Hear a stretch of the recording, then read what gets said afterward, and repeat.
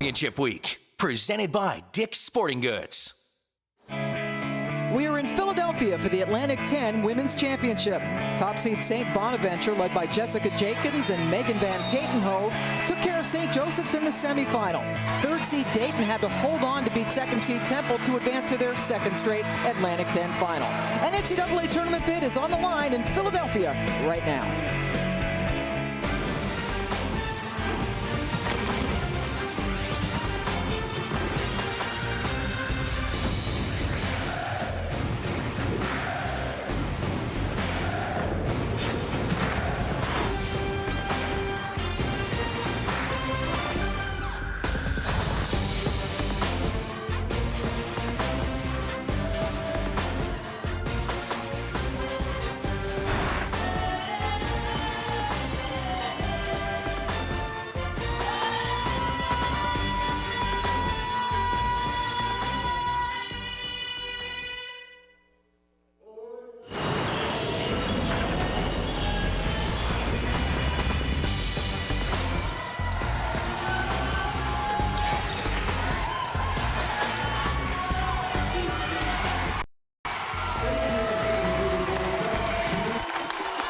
Wow, I wasn't expecting that at a 13.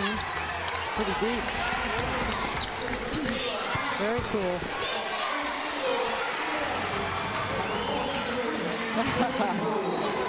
Kid's got... Oh. You're right. God, I just feel so short in this chair. You are short. God dang. Now, these chairs are... They're like...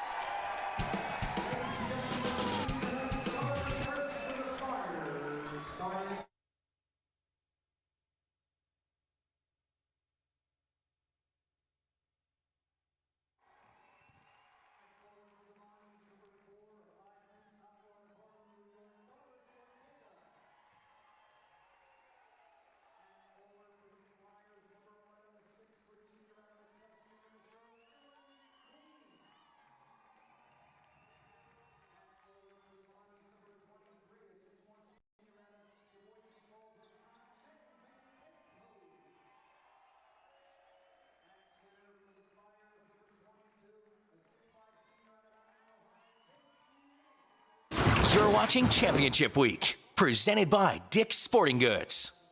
We are in Philadelphia for the Atlantic 10 Women's Championship. Top seed St. Bonaventure, led by Jessica Jenkins and Megan Van Tatenhove, took care of St. Joseph's in the semifinal. Third seed Dayton had to hold on to beat second seed Temple to advance to their second straight Atlantic 10 final. An NCAA tournament bid is on the line in Philadelphia right now.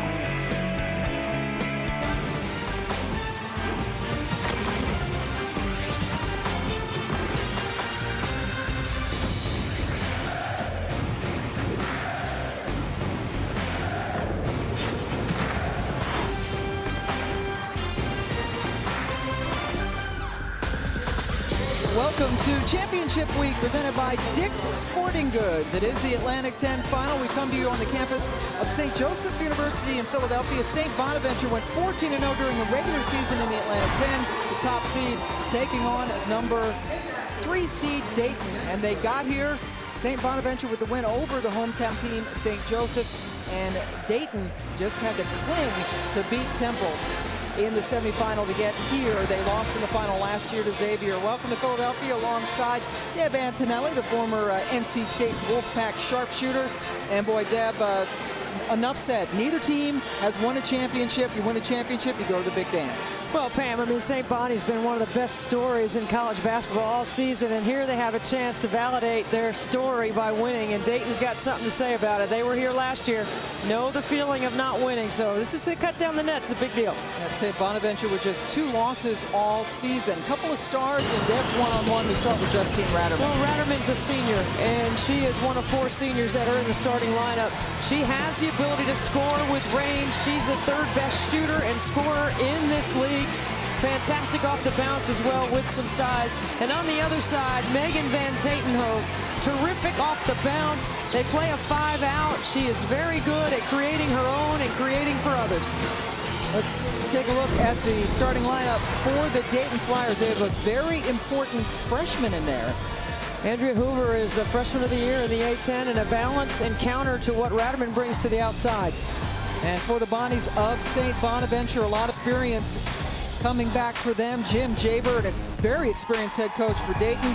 Nobody has more wins as a Flyer head coach in the history of that program. Very respected in his field.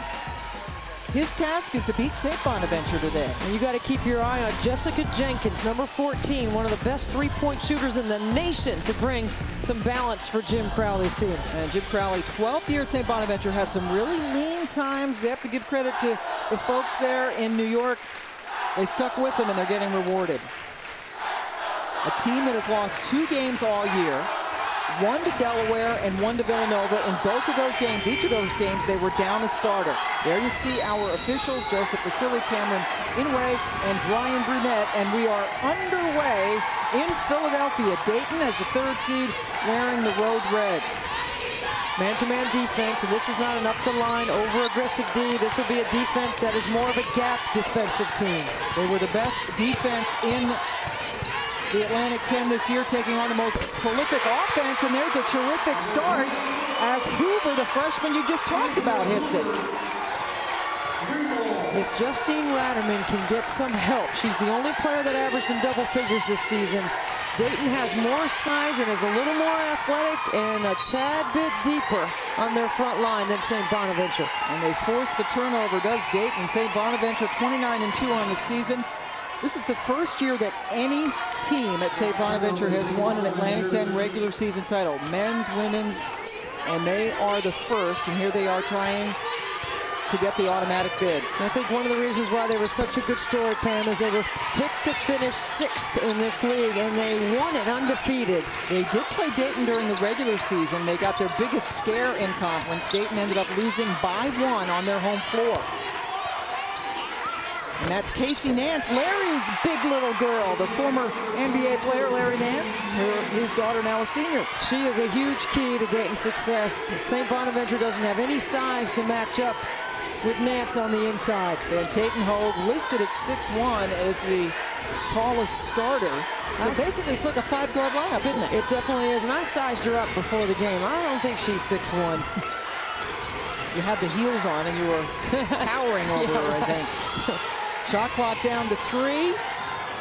Little step through, and it goes in. Boy, that's Ortega. Doris Ortega just saving them.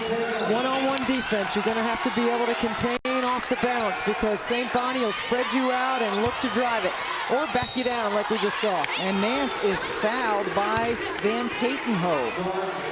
They're these keys to this championship game. Well, you're seeing them play it already. They've already established Casey Nance inside. They're getting her a couple of touches inside. One-on-one defense. We see what happens when they don't contain penetration.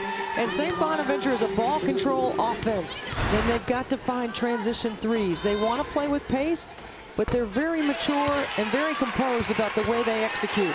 If they can get a quick 3, and if Jenkins, they're going to jack it up. The Bonnies average 6.5 threes per game. Nance gets 1 of 2. She has 3, and the lead is 4 for Dayton. It's Elena Walker bringing the ball up. Look at, there's nobody in the paint, Pam. No white jerseys inside. Good job by Ratterman to get in the way. This is Queen, a very good defensive player, and they call her for an offensive foul. Wow, Queen with a big play defensively. She's on the all-defensive team. Does she push off right here? Oh, I don't know. I mean, you got to be on the right angle to see that, and the official was trailing the play. So Ellie Queen called for her first personal foul. She's going to be guarding Van Tatenhove. Now Nance actually is out on her. So they have already switched up size on size. There you see the matchup briefly. Shot clock at 6. That's where you'll see the IQ take place, Pam. They'll try to find matchups off of switches that they can take advantage of. Well, that's a terrific step through as the shot clock was expiring by Amelia Horton. Queen with the big miss. Nance took it back. Bodies on the floor, held ball. The possession arrow gives it to St. Bonaventure, but Jim Jaber's team is very aggressive early. You don't think they want to cut down the nets? I mean, it is a big deal. Get the automatic qualifier, but I really believe the body of work for both these teams already is significant enough for them to be in. Jim Jaber's team made it to its first Atlantic 10 final last year, and they're trying to win their first championship this year. Van Tatenhove off the mark. Missed 4 games with a concussion during the year, and Coach Crowley says she's really just in the last couple of weeks been 100%. Queen, turnaround, size advantage, no good. Walker with the board. That's a transition 3 right there, Pam. And it hit nothing. Jessica Jenkins, who had 7 threes in this Atlantic 10 tournament with the miss. The Bonnies, 1 of 4 from the floor with 2 turnovers already. Ratterman off the back rim, chased it down, and Dayton gets another chance. That's Layler inside to Nance, who's quickly double teamed. Look at Nance repost on the kick out. Layler finds some space, and the ball goes over to St. Bonaventure. One of the things that Jim Crowley told us is he's concerned about the pace of Dayton's offense. Can they contain them? He knows they play at a faster tempo. That doesn't mean that his team doesn't like to push. It just means tempo-wise in the quarter's got to be something they can defend with their foot speed. Or lack thereof. Yes. So you're the diplomatic one. Horton with the miss, and here comes that foot speed for Dayton. Layler slices through everybody, but then missed badly. Rebound taken down by Ortega. Dayton has now missed 5 straight shots after they hit 2 of their first 3. But another turnover. 3-on-2 break. Layler too tall for Queen. So Dayton out to a 6-2 start. We're early in the Atlantic 10 championship. Do drugs and skip school. Visit BigBrothersBigSisters.org to learn more. Thank you to the Big Brothers Big Sisters organization for being in attendance tonight.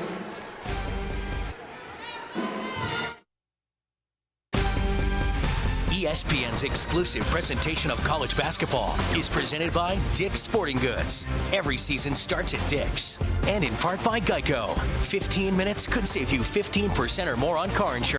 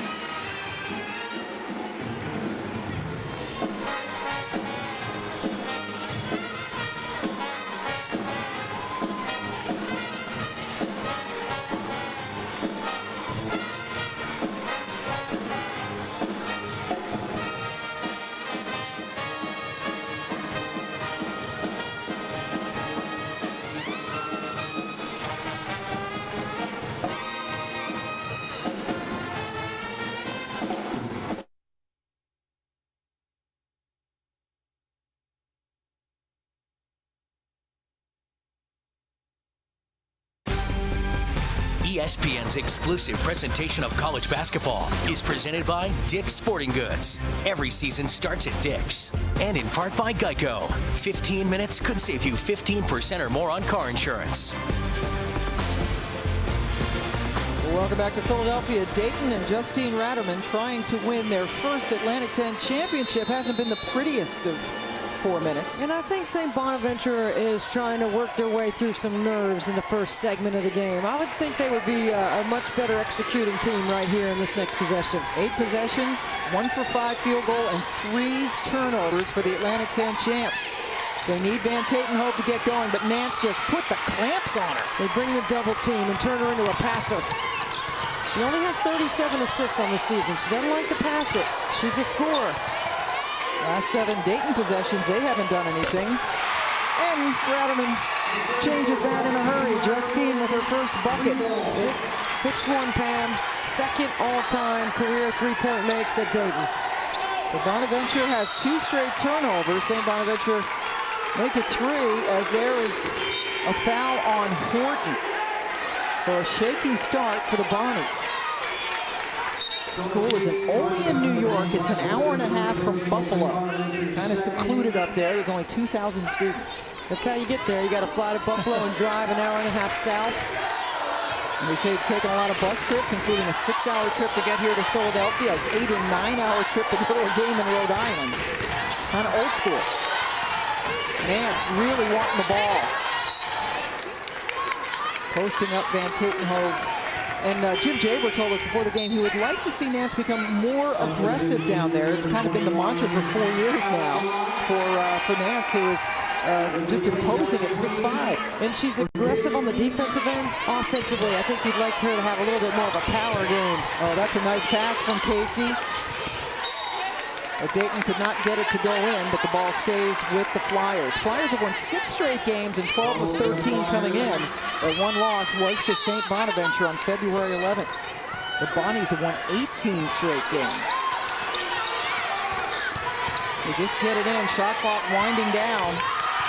Layler trying to get some space. Ratterman. Nothing doing, and over the back. A call coming on Ali Malott, the freshman who just checked in. 6'4" freshman, made the all-rookie team in the Atlantic 10 this year. One of the things that Jim Crowley told us is he was concerned about rebounding because this is the biggest team in the A-10, longest. And they are the best team in the country in taking care of the basketball. Van Tatenhove can't get it to fall. Averaging only 11.5 turnovers a game, best in the nation, but they already have 5. Nance inside. Early offense, and Nance runs right to the front of the rim. That's what you call running rim to rim. Good find by Justine Ratterman. Nance has 5, Van Tatenhove, no points in that matchup.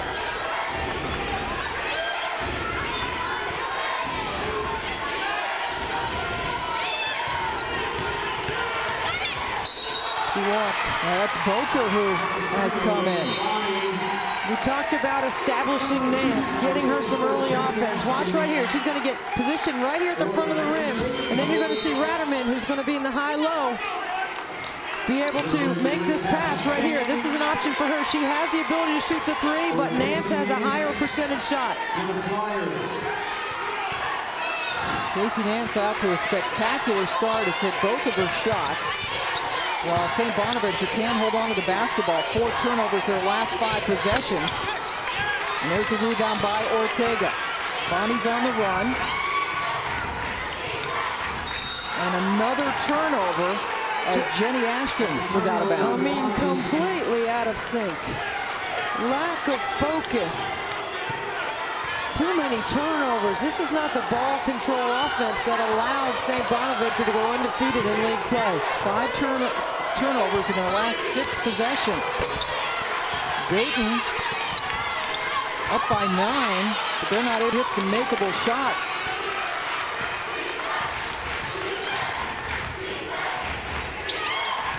Coach Crawley's gone to his bench. Van Tatenhove, his best player, is on the bench, trying to get something going, and an opportunity for free throws. CeCe Dixon, one of 2 players from New York City, along with Ortega. They're good buddies, kind of a package deal to come play their ball at St. Bonaventure. Hoover called for the foul, her first. Pam, I kind of like right here that Coach Crawley has taken his 3 best players out, sat them down.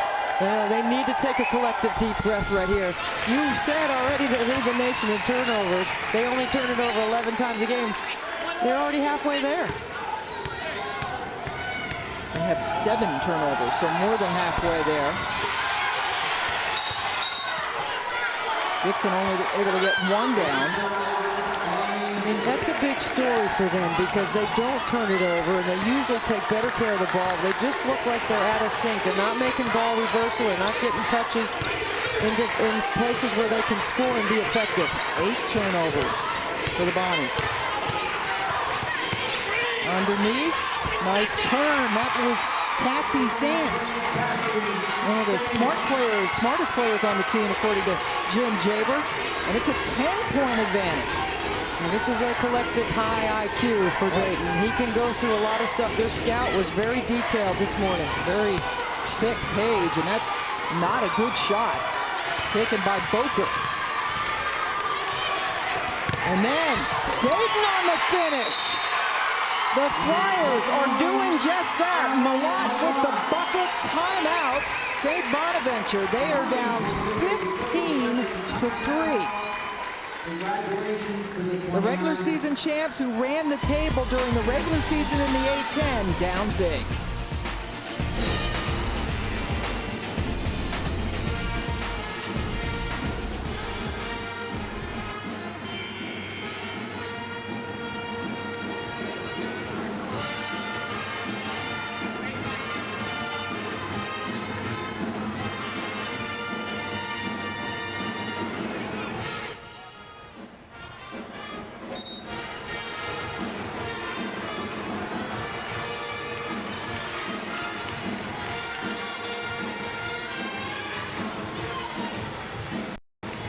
Welcome back, Jim Crawley trying to find an answer, Deb Antonelli.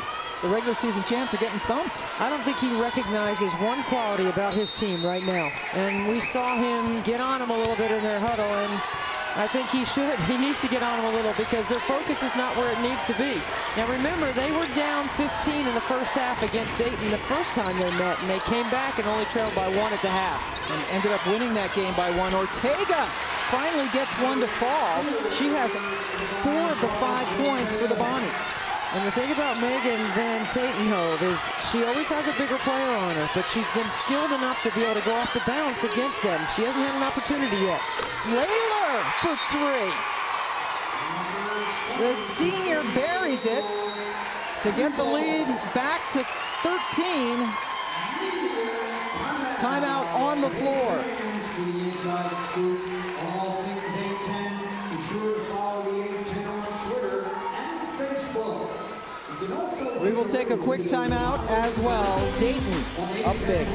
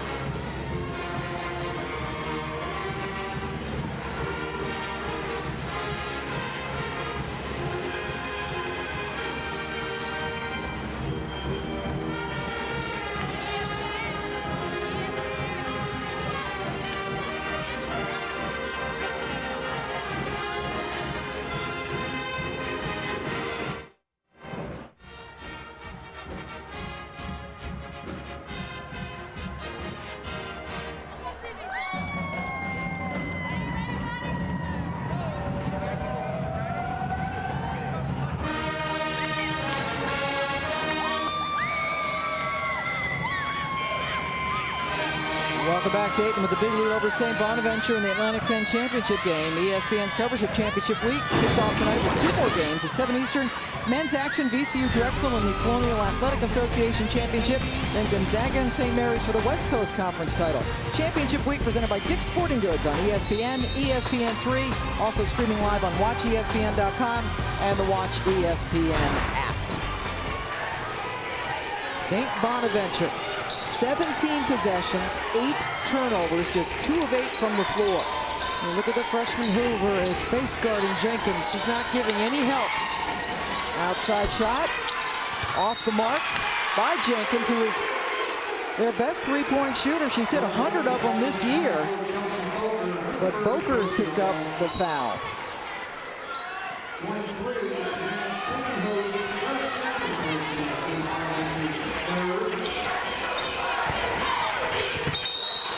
And a charge call on Olivia Applewhite, who just checked into the game. You know what? I'm okay with that, because what Applewhite's trying to do is overpower in the middle of the floor. She steps across the front of the face of the defender, Ortega, and then just plows over. She's just letting everybody know she's going to own the paint right now. Van Tatenhove has 2 fouls. They have changed the previous foul to give her second, and she's on the bench. She's not fouled out of the game all season. She has not scored tonight.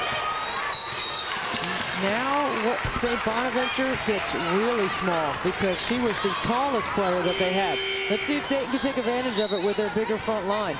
Right now it looks like Ortega listed at 5'10" as the tallest player out there for the Bonnies. And with the size that Dayton will have on the floor, Pam, I would go inside every possession and make sure there's a touch through the post. Andrea Hoover has picked up her second foul for Dayton. She's now on the bench, and there's a steal for Queen. Over to Ratterman, working hard. Boy, she has had a wonderful career at Dayton. This is the kid who played on a torn ACL in the A-10 tournament last year. Remember we were here last year, and the kid, every time she fell, she was, grimacing, but she was told her knee could not have any more damage. That's why she played. And she played in the NCAA tournament on it. Yep, the initial diagnosis was a torn meniscus, but it was an ACL. Terrific student as well. She's a math major like you were. Yeah, I was no math major. That's just an urban myth, huh? Dayton able to get a lot of reserves into the game already. And a 3 nailed by Sam McKay. One of those players coming in off the bench. That's the 7th different Dayton player to score. Remember I was talking about Ratterman needing a little help, and she's getting some. Justine has 5. Playing some defense on Ortega, who's done most of the damage, if you will, for the 5 points for St. Bonaventure. Queen on the other side. Ellie Queen, the transfer from Colorado State. It's a 20-point lead. St. Bonaventure is not matching up in transition. They're not defending. They're not communicating. And the foot speed of Dayton is taking advantage of it. The speed and the size of Dayton right now has helped build this 20-point lead. And as Deb mentioned earlier, they did play during the regular season. St. Bonaventure won at 56-55. Dayton led by 15 points in the first half. And Dayton scored the fewest points in any Atlantic 10 game this year to 55 points. But you can see if it wasn't for Ortega, they'd just have a free throw. This is not the St. Bonaventure team that I have seen on tape, that I have voted for in the polls. They're 29-2. Their only losses were to Delaware with Elena Delagon, and they were down. Van Tatenhove did not play in that game. And also they lost to Villanova. I'm sorry, Horton did not play against Delaware. Van Tatenhove did not play against Villanova, so they were down a starter in each of those losses. And Pam, this is a ball control offense, and what's happening is they're putting a lot of pressure on their defense. And they're not a team that wants to put pressure on their defense because they've been so efficient scoring the basketball this season with their pace and style. Sant called for the foul, 16 fouls against Dayton. So the next one, at least, St. Bonaventure could try to get some free throws. They're down 20, the biggest deficit St. Bonaventure has faced all year, right now. They came back from 15 earlier against Dayton. Now it's 20. And there's the length of Ratterman, causing another turnover and a subsequent foul. St. Bonaventure would like to have a do-over right now. They'd like to rewind and start all over. They just cannot seem to get in sync. Even a ball fake isn't working. 10 turnovers for the Bonnies. They had 10 yesterday in their semifinal win against St. Joe's. 5th turnover for Dayton.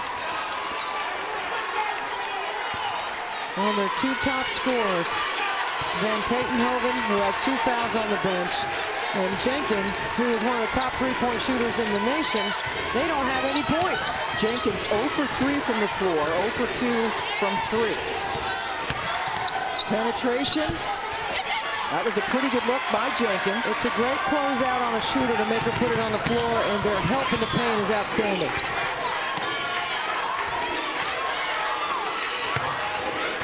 Kayla Moses pressured with the basketball, but is able to get rid of it. Radaman, little ball fake. Stepped on the sideline, I believe, Pam. So another turnover gives the ball back to St. Bonaventure. Van Tatenhoven back in the game, playing with the 2 fouls. They got to play, right? You got to. You got no choice. Now let's see if Dayton can isolate her, because as we said before, she's not fouled out of the game all season.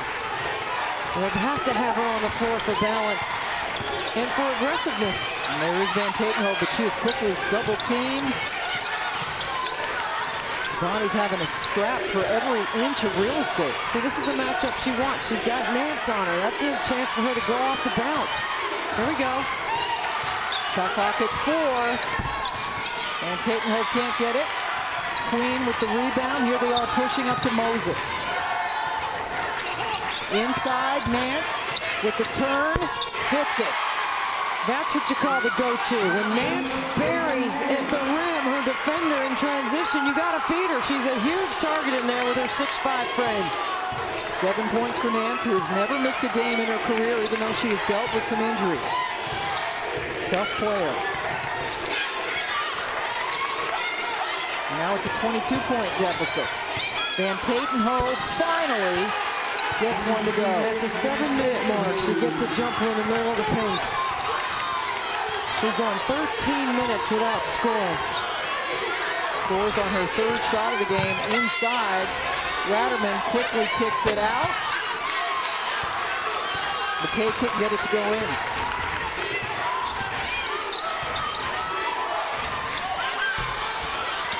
Jenkins, nothing doing, but the ball stays with St. Bonaventure when we come back.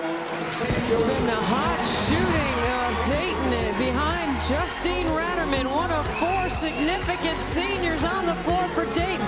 Nance the other. 20-point lead by Dayton.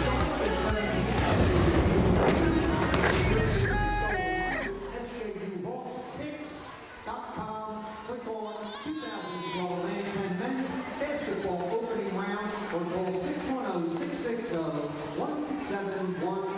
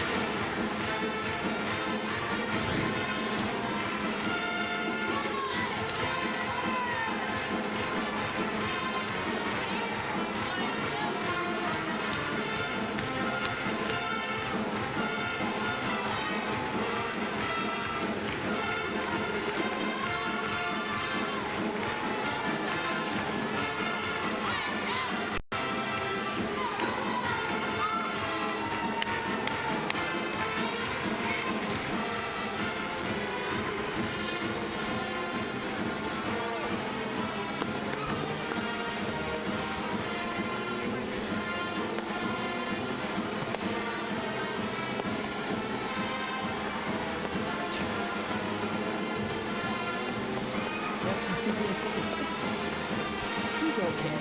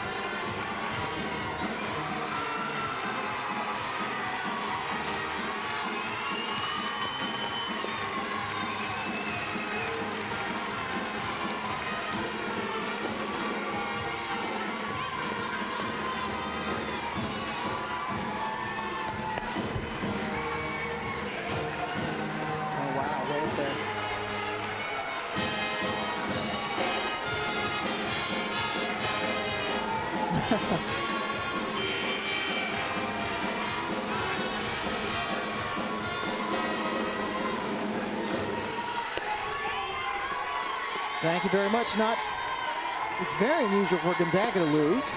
And they lose to BYU. So there are the tickets punched. Tennessee and Maryland. Purdue got in a double overtime yesterday. And now BYU over Gonzaga. See, now I don't know how Cindy feels about all the seeding, because you can move one line up or one line down. But I'm telling you right now, it's another nightmare mess for the committee, because Gonzaga is hosting. And they have a pretty good RPI. Another turnover. They have 11 turnovers, 3 made field goals. Jim Crawley, that's all he can do right now. Shake your head. What's going on? Maybe that's what they had for breakfast, was turnovers. Apple, blueberry. What other turnover you got? Strawberry, cherry. That's a 3-second violation against Casey Nance. Nance has 7 points, 3 for 3 from the floor. She has as many points as St. Bonaventure has as a team, and they're 3 for 17 from the floor. They've got to have a big surge here to get close to that 17 points, their lowest output at the half this year. Here they go again. A lot of the starters right back in there. That's Moses, Ratterman. Oh, hit the bottom of the net. Nance just kind of smiles. Almost like she was throwing to her dad, Larry Nance, who was a slam dunk champion back in the day. A little alley-oop. Yeah. The high-low is working, though, because Nance is running the floor so hard. She runs the post highway, Pam, right down the chute, rim to rim. And that 6'5" length is hard to miss.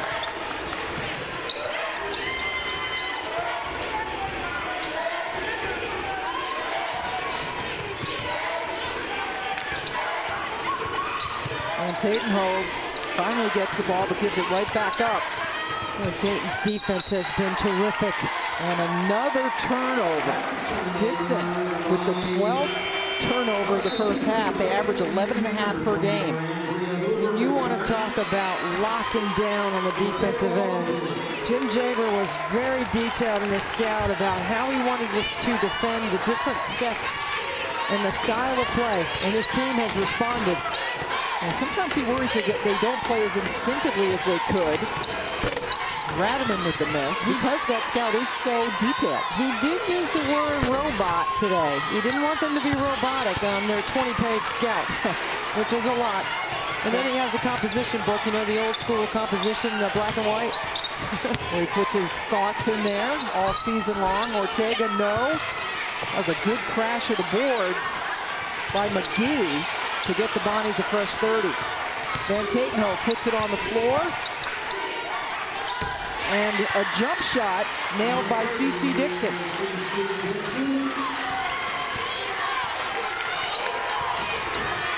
I would get the ball inside the Nance, being guarded by Van Tatenhove with those 2 fouls. Queen took it in aggressively off Nance. The ball goes to St. Bonaventure. Van Tatenhove being subbed for right now.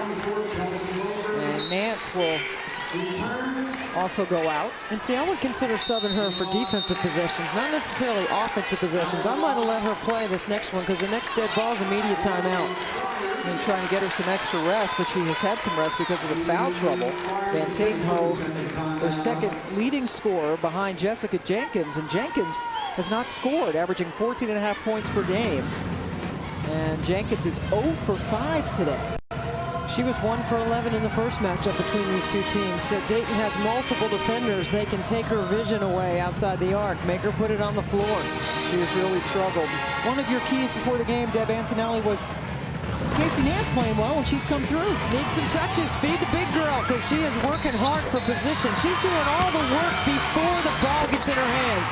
And at 6'5", St. Bonaventure doesn't have an answer for her length, and certainly not her ability to catch it right at point blank.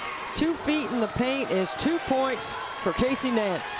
Nance's brother, Larry Nance Jr., is at Wyoming. Very talented player. In fact, he is a dunk that's up for the Dunk of the Year competition at ESPN. Really? Yeah. Isn't that surprising that Larry's son, who won the NBA dunk contest many moons ago. Oh boy, Ratterman looked like she's about 2 feet taller than Dixon. And instead of putting it on the floor, she tried to shoot over her. There's Larry Nance. Usually doesn't miss a game. He will switch ends depending on what end Dayton is shooting. But boy, he's got to be real proud. She's a good student, and she's having one heck of a championship game. Dayton still in control of 27-9 as we take a timeout.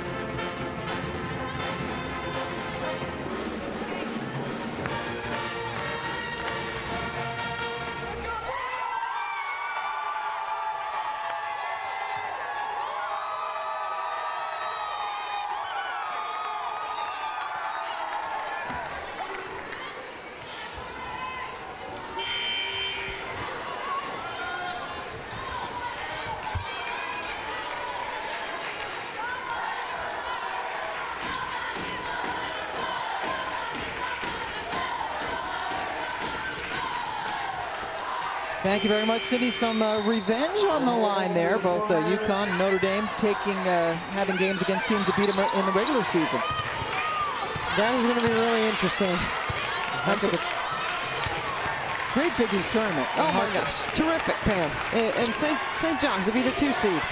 And their body of work after Day Sheena Stevens got healthy is fantastic. They were 5-5 at the beginning of the year without her.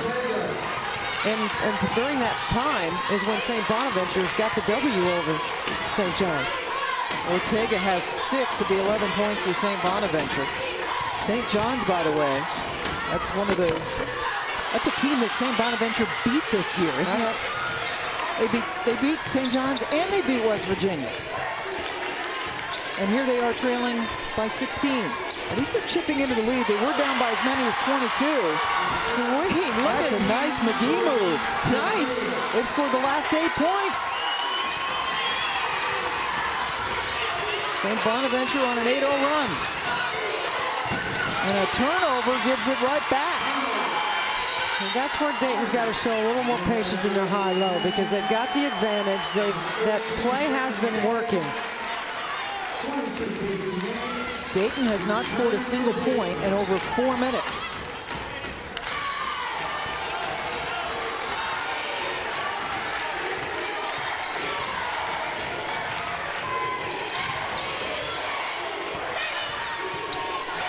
See how they gap their defense and help?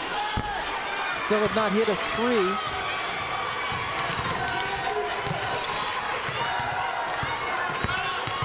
Ratterman right to the hole, too strong, but she got the follow. That won't go either. Queen brings it out. And then a hard foul out on the perimeter.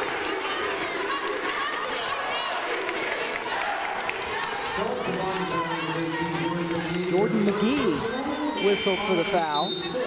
That's the 16th foul. So Rademan with a couple of good opportunities under there, couldn't get it to go in.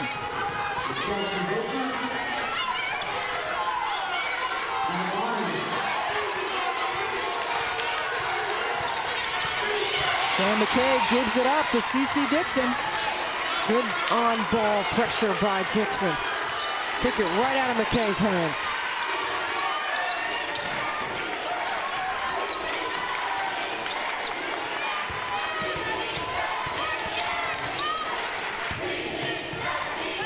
Now you see better ball movement pan. Ball reversal. Jenkins hounded by Nance. Shot clock at 3. And they get it in. It's one of the first possessions we've seen them have ball reversal and everybody get a touch. Ortega with 8. That's St. Bonaventure offense right there, that last possession. Dayton has now missed 9 straight shots. You get ball reversal and Dayton is switching. Now you end up with an opportunity to go hard to the bucket with the shot clock running down. That's the ball control offense of St. Bonaventure. Ortega with 8 points leads all scorers. Lock and trail behind Jenkins. Dixon with the ball, shot clock at 6. She's gonna have to put it up. And a tie-up. Jordan McGee getting in there to tie it up. Possession arrow gives it to Dayton.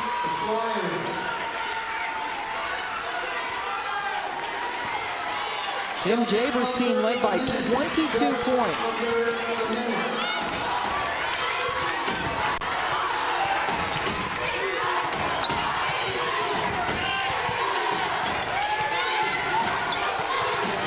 Raderman sets the screen.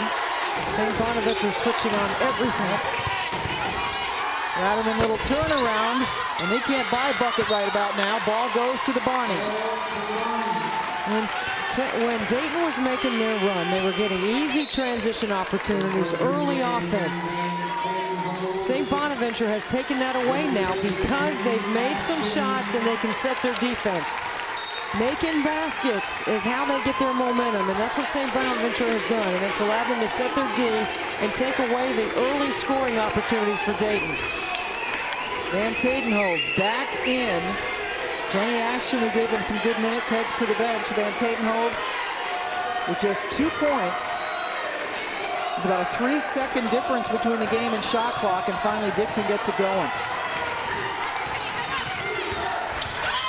Van Tatenhove posting up Nance.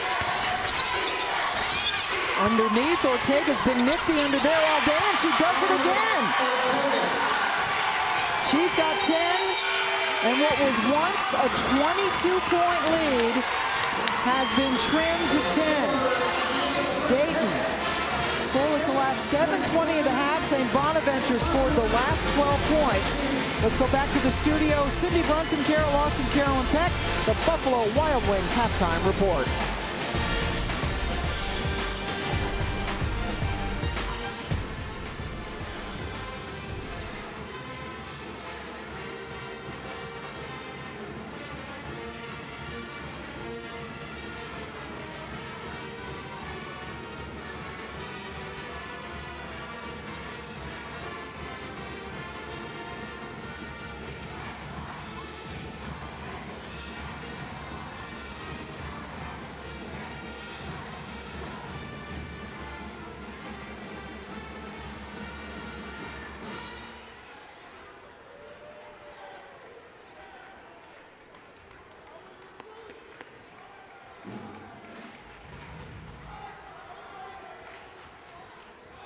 Ladies and gentlemen, at this time, please turn your attention to center court as the Atlantic 10 Conference and the A-10 Senior Women's Administrators recognize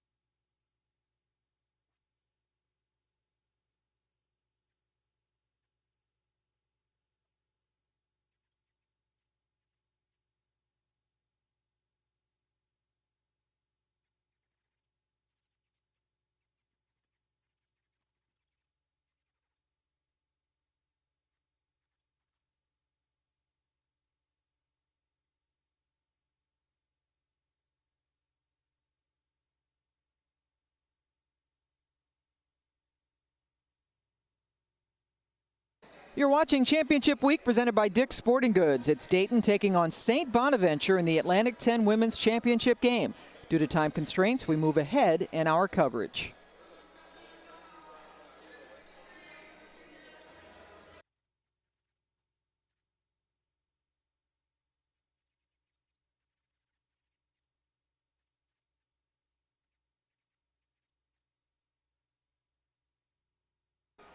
You're watching Championship Week presented by Dick's Sporting Goods. It's Dayton taking on top seed St. Bonaventure in the Atlantic 10 Women's Championship game. We'll be back with more right after this.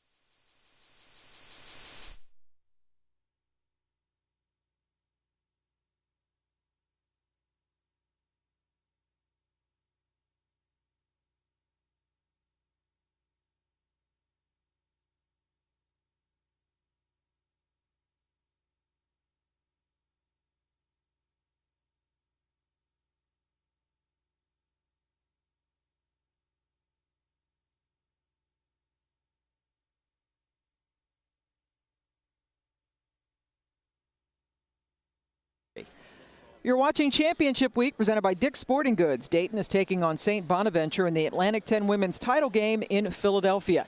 And it's halftime here at Hagan Arena.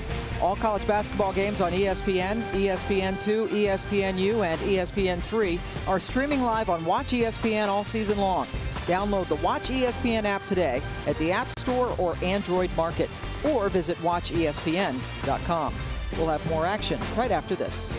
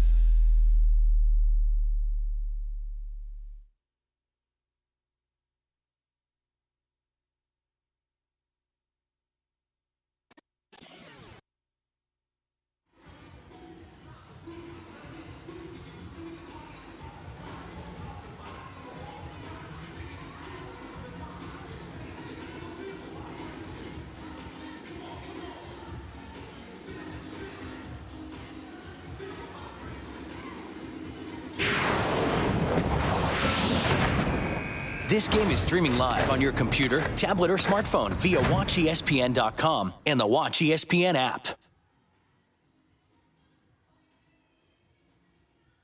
Sporting Goods.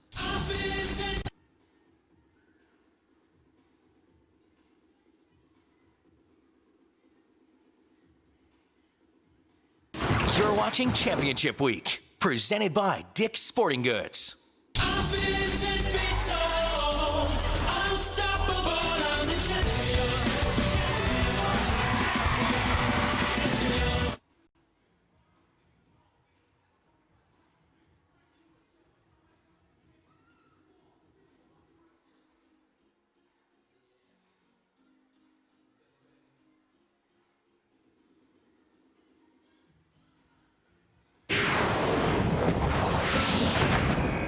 This game is streaming live on your computer, tablet, or smartphone via WatchESPN.com and the Watch ESPN app. You're watching Championship Week, presented by Dick's Sporting Goods.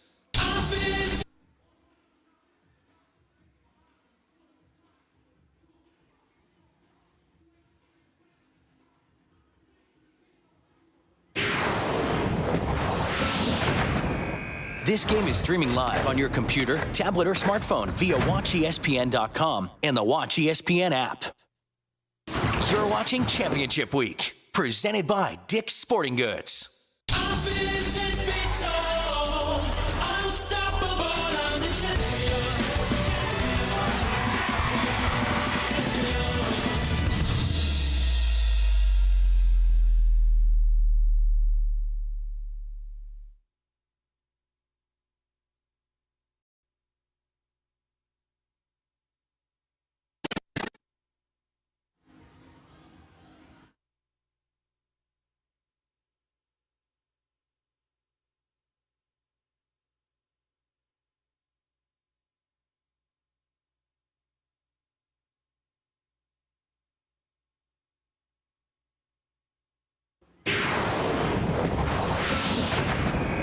This game is streaming live on your computer, tablet, or smartphone via WatchESPN.com and the Watch ESPN app.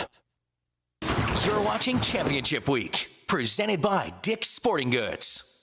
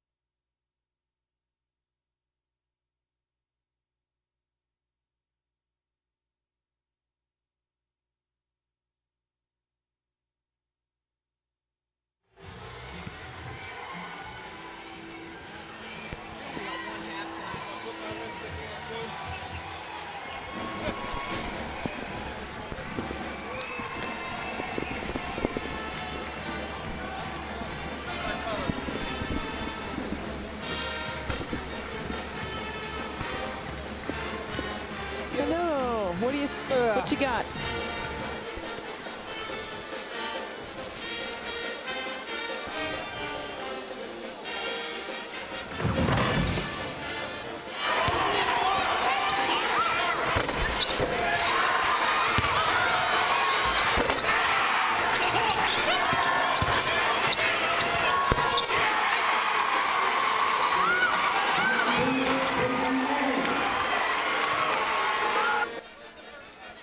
chance, right?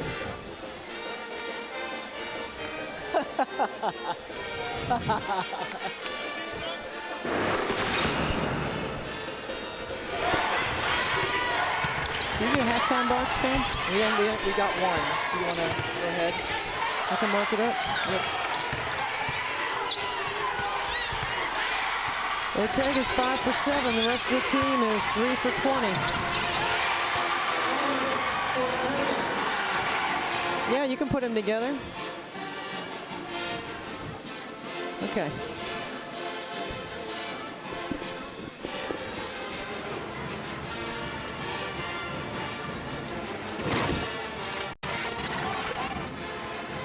Yeah. That's good. There you go. Right there. You got it already. 3 for 20. But that's not, that's wrong though. The rest of the team has more than 2 points. They have 7 points. Thank you, Pam. Well, you know, Math Deb, major. No, I can read. I know about the math. I can read. How about that? Not in this country, buddy. Maybe in soccer countries, but not here.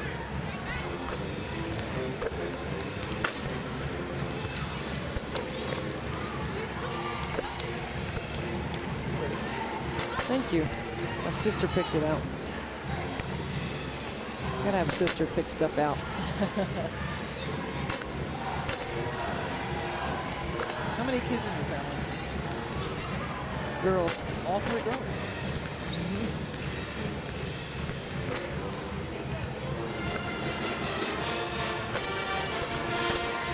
Okay.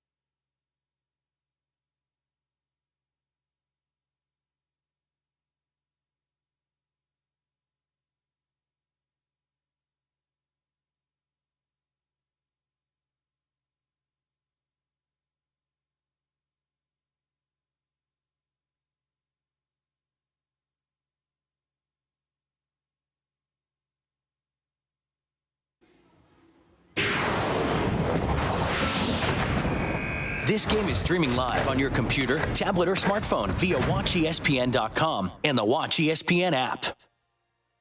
You're watching Championship Week, presented by Dick's Sporting Goods.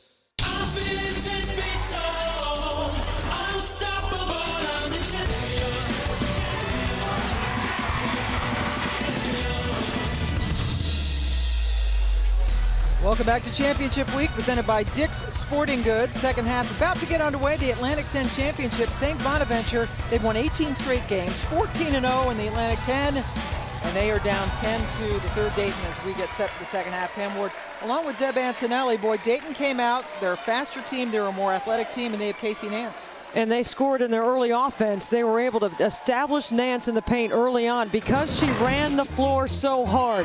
And when she runs the floor hard like that, she creates opportunities for others. And the other thing that Dayton did very well, they've got 11 baskets, 9 of which are assisted. I thought they did a terrific job of getting her the basketball in a position where she can be effective with her 6'5" length. And on the other side, St. Bonaventure, it was Doris Ortega. She made 5 baskets and made several of them late. And that allowed St. Bonaventure to set their defense. If Dayton can play in transition, they're going to win. If St. Bonaventure can control the tempo by making shots and setting their D, they have a chance to dig back in this thing. The other thing too, Pam, Dayton did a terrific job with their defense of making St. Bonnie's play off the bounce. And you see Dayton did get off to that terrific start, leading by as many as 22, but they missed their last 11 shots, scoreless in the last 7, 20. And Ortega has been the star for St. Bonaventure, and there's a foul against Layla. That is the first on her. Megan Van Tatenhove, just 2 points in 12 minutes. Jessica Jenkins, their leading scorer. How about scoreless for the Bonnies? And that's the first good look she has gotten in the game. She has more threes in the history of anybody in Atlantic 10 women's basketball. Number 14 in white, Jessica Jenkins, but she's got zip today. Well, when Hoover was on her, she did a good job defending her. When Queen was on her, she was lock and trail behind all screening action. She's a player you got to make plays off the bounce. Ratterman defending on Tatenhove. Good help side defense by Queen. And see how Hoover is face guarding Jenkins. They're not going to let her even catch. No catch defense. Nance quickly double teamed at a held ball as Van Tatenhove closed. Possession Flyers. Nance has played so well, she's demanding a double team. As soon as the ball goes in, which was telegraphed, it gave Van Tatenhove a chance to get in there and tie her up. The other thing too, Pam, is Van Tatenhove with those 2 first-half fouls. She can be a little more aggressive here in the second half because she only has those 2. Limited to 12 minutes because of those 2 fouls in the first half. Layler takes her, and Van Tatenhove with the block. And then Dayton throws it away. A week from tonight, the women's field of 64 will be announced. All the brackets exclusively announced on ESPN. The NCAA Women's Basketball Selection Special presented by Capital One. ESPN a week from tonight at 7 Eastern. Coverage continues at 8 Eastern on ESPNU. And that's a travel against Van Tatenhove. I think Bonnie fans holding their breath for a second, hoping it wasn't a charge. Well, in the first half, Van Tatenhove 1 for 5, and you already mentioned Jenkins 0 for 5. So they're 1 for 10. They're 2 best scorers. They're 2 leaders all season. Inside Nance has it go off the rim. Ortega, who was terrific in the first half, 10 of their 17 points.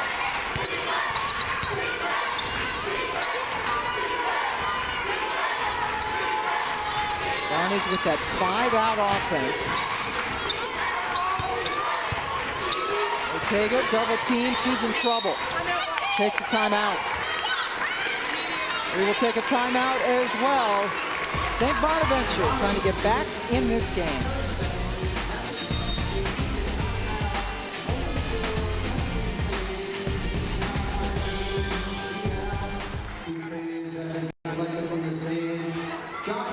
From section 118 and Curtis Clinton from section 117. Each contestant will have 30 seconds to make as many foul shots as they can. The contestant with the most points will win a prize pack, courtesy of the A-10. Okay, Josh, Curtis, in your mark, and set, go.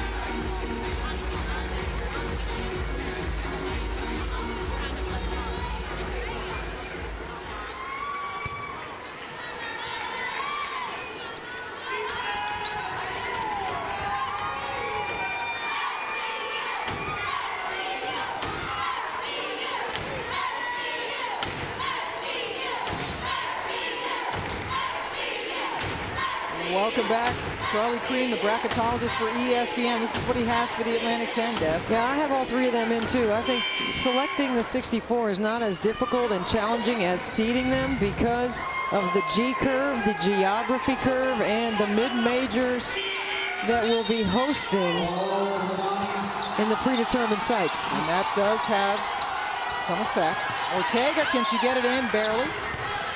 Now, I think there are only a few teams that are actually protected on their home courts in the predetermined formula, and that is, of course, Notre Dame, and I think Texas A&M and Maryland, and I think Oklahoma might be okay because they are the 2 seed in the Big 12 tournament, and they're hosting, so that's 4 teams out of the 16 that will be seeded. That would make a good song lyric, too. Oklahoma, okay. Layler called for her second foul. And that puts Amelia Horton on the line. That is her first point. She averages 7 points a game. She is the starter who did not play against Delaware. They lost that game 61-49. Elena Delagon in that game, 26 points and 18 rebounds. She's good. Yeah, she's very good. She's one of the top 5 players in the country. Clearly. Does Delaware get in if they don't win their tournament? Yes. Could be a problem for bubble teams, like Gonzaga just took a bubble team spot away from a major conference. BYU, their first year in the WAC. How about that? St. Bonaventure doing better with their defense so far. Actually, it's been over 9 minutes since Dayton has scored, and they're still up by 8 points. Excuse me, the West Coast Conference. Yes, not the WAC. BYU getting out of the Mountain West.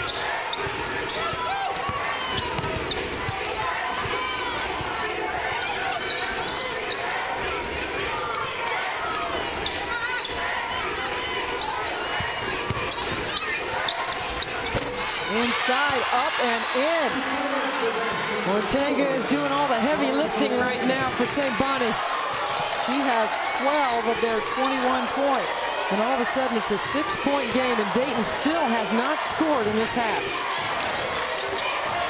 It has been over a half an hour of real clock time, of your wristwatch time since they've scored. Now they got one in. Finally, in about 10 minutes of game clock time, Andrea Hoover with the bucket. Because it takes Van Tatenhove that many dribbles to make a move from the high post, Nance can guard her. If she was explosive with a 1 dribble move, it might be more difficult for Nance to move her feet. But she's taking 3 dribbles from the top of the key. And I bet Kara Lawson saw that, because I know Kara Lawson only needs 1 dribble from the top of the key. Hoover tries to make it 2 in a row, but can't. Dayton had missed 14 straight shots before Hoover nailed a shot on the trip before last. Ortega's just feeling it. But that's off the mark. And Nance can't run the floor as hard as she did early on. She looks a little fatigued. See that she got early position. That's a good time to get her the ball. Layler, nothing but net. So Dayton has scored on 2 of its last 3 trips down the floor to extend the lead back to 10. And Jim Jabel recognized she looks fatigued. He had to get her out. Casey Nance, the senior from Akron, Ohio. This is the first off-season she didn't have any surgery, and she's emotional over there, possibly hurt. Yes. So she's going to take a seat. Looking at her back right now, man, that would be a huge loss for Dayton. Let's see if Justine Ratterman can contain Ortega. Van Tatenhove finally got a clear look at the bucket and hits the 3. Her 5th point of the night. And she ought to be able to go to school a little bit without Nance on the floor. Now Ratterman answers. Would be great if this heated up a little bit. Ratterman, 2-time first-team All-Atlantic 10 performer. Great student as well. Gets the lead back up to 10. Look how better the ball movement is out of St. Bonaventure. Oh boy, Van Tatenhove and Ellie Queen playing a little football under there. Jenkins gets her first bucket. Just a little separation is all she needs. The most prolific three-point shooter in the history of this conference gets her first bucket of the night. Ratterman again off the mark. Queen gets the rebound.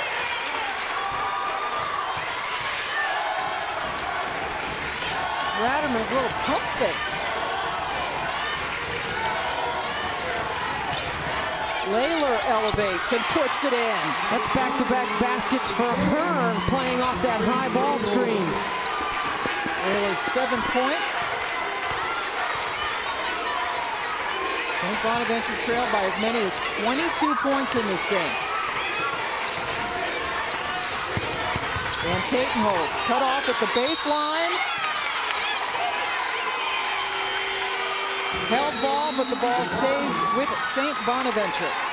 When you're one of the top 3-point shooters in the nation, you're always thinking catch and shoot.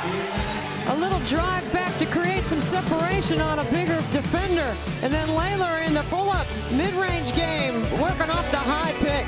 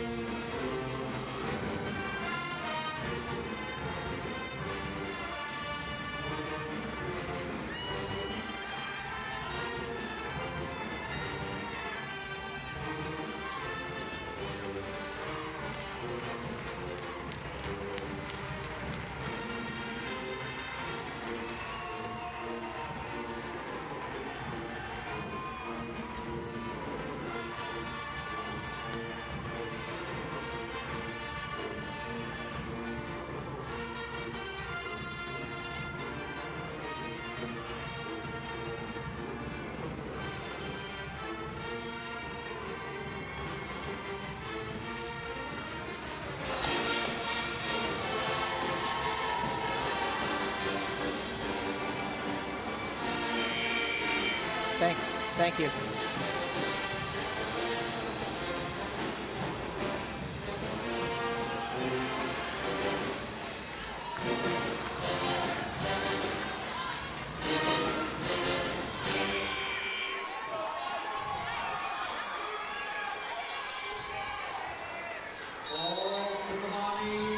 Thank you very much. This is the Atlantic 10 Championship. St. Bonaventure trailing Dayton. The Bonnies throw it away. We were just saying how they've been taking care of the basketball. Only 2 turnovers now in the second half. Ratterman has hit a couple of huge threes here. And the problem with St. Bonaventure's turnovers is half of them are live ball, which means they don't have the speed to catch up with Dayton on the fly. 12 because they're flyers. Yes, and these guys are anti-flyers. 12 turnovers in the first half for the Bonnies, which is more than their season average for a game. Flyers trying to put a little distance between them, but CeCe Dixon, she's got some quicks, and Jenkins can flat out shoot. That's a great play by Dixon. That's knowing your personnel, and with Jenkins trailing that play, that's an easy option in offense in transition. Jenkins with 102 threes on the season. And now Dayton turning into a jump shooting team. They're going to get Ratterman for her first foul.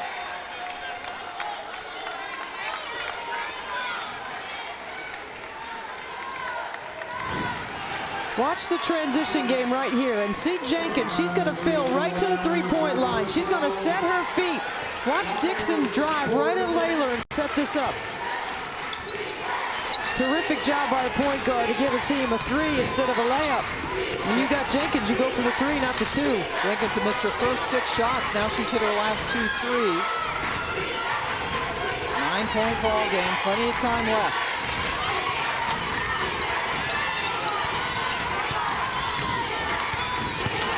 Shot clock at 2. That shot missed by McGee. And now here's Layler.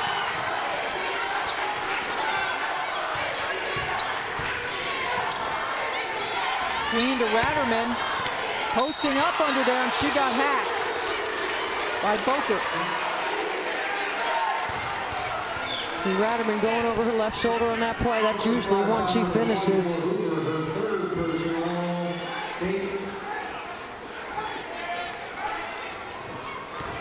Boker called for the foul. Justine Ratterman from Versailles, Ohio. 3.7 GPA.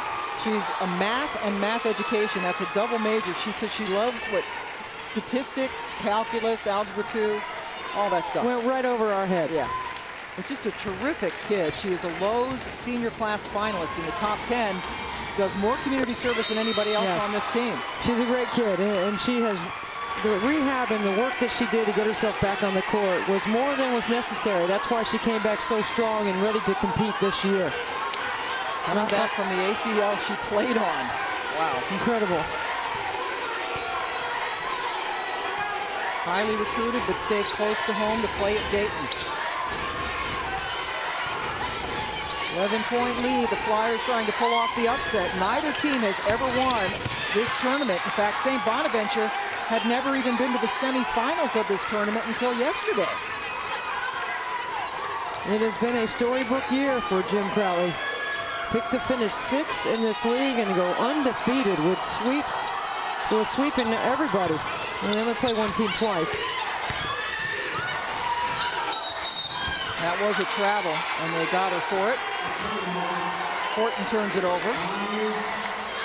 St. Bonaventure just 2 losses on the season. They've won 18 straight games. They've beaten St. John's. They've beaten West Virginia. 2 of the teams playing in the semis of the Big East right now. And Delaware and Villanova were their losses. Inside, and a nice finish for Applewhite. Physical player from Forestville, Maryland. And the lead is 13 again. Penetration, but the ball just won't go down for Dixon. The Applewhite's on the floor to rebound and play some D, and any offense she gives them is a bonus. Casey Nance still on the sideline. She's had a heat pack applied to her back.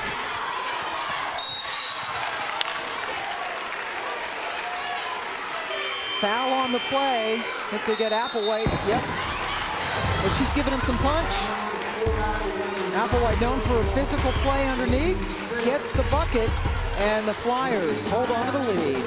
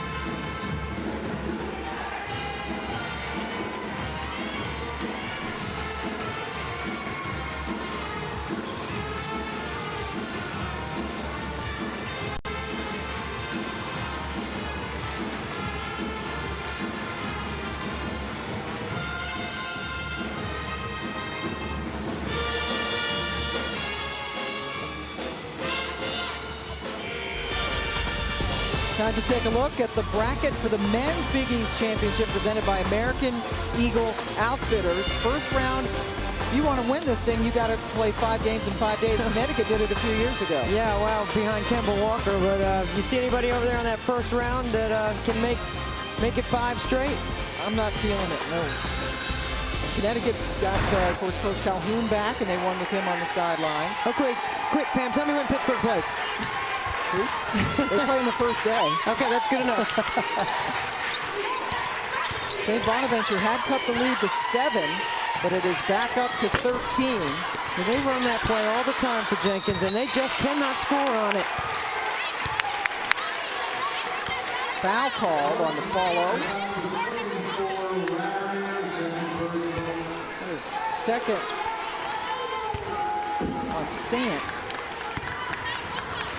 And that sends Horton to the free throw line. Amelia Horton, 3rd year starting, has won more games than anybody in the history of this program, and there's a good sign for Dayton to get Nance back in. She's been nursing that back. Yeah, she had like a heat pack on it over there on the bench, and hopefully she got a little stretch and she's good to go. She's not scored in the second half. Got off to a great start, but has been stuck on 7 points for a while. As long as she can run the floor hard, she changes the spacing around her. Inside, and a turnover gives it back to St. Bonaventure. So that's an example of what Jim Jaber was talking about, being robotic. Here's the play, here's what's supposed to happen. Well, you got to read the defense. And that's probably why Queen's going to have a seat. Amy Malott comes in. She is number 21 in red, the first McDonald's All-American ever to go to Dayton. On the all-rookie team this year in the Atlantic 10. Big pressure out on the perimeter. Ortega, right to over Nance. Rebound taken down by Ratterman. Now McKay, who has been called a gunslinger by her head coach for some of the things she does out there on the floor. Can make some fancy passes. That time she just lost the ball. Well, Dixon has been in her stuff, bringing the ball up the floor, and already picked her once, and she just dribbles the ball right out of bounds, and she's going to take a seat for it. That cost her. She came right out, and Jim Jaber talked to her. St. Bonaventure has never led in this game. Trailed by as many as 22, down 10 at the half. And Tatenhove, nothing doing on the drive. She only has 5 points today. And she's got 10 minutes to show why she's one of the top players in the A-10.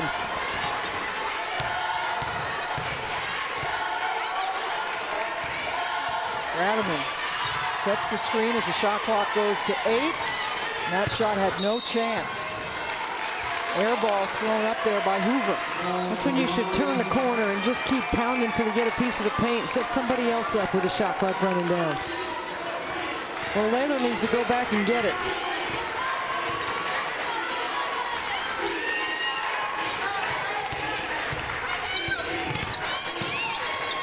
And Tatenhove working against Nance, fires it and in. She can reverse pivot as well as any player I've seen, and when she catches it off the block a little bit, she gets some space to operate against Nance. She had a season-high 27 points in yesterday's semifinal win over St. Joe's, but Van Tatenhove has been struggling today. Just 7 points. She's carried you to this point. She's the one they need to play their offense through right now. How about that by Malott? Just talked about her, the first McDonald's All-American to go to Dayton. Nice move. Let Van Tatenhove catch it off the block a little bit. Ortega drawing contact. She'll go to the line. Van Tatenhove has a taller defender on her. But watch when she catches as she reposts. She reverse pivots, assesses every option. Okay, I got separation enough to get my shot off. Van Tatenhove is from Wisconsin. Head coach said that she came to St. Bonaventure because nobody else wanted her. Imagine that.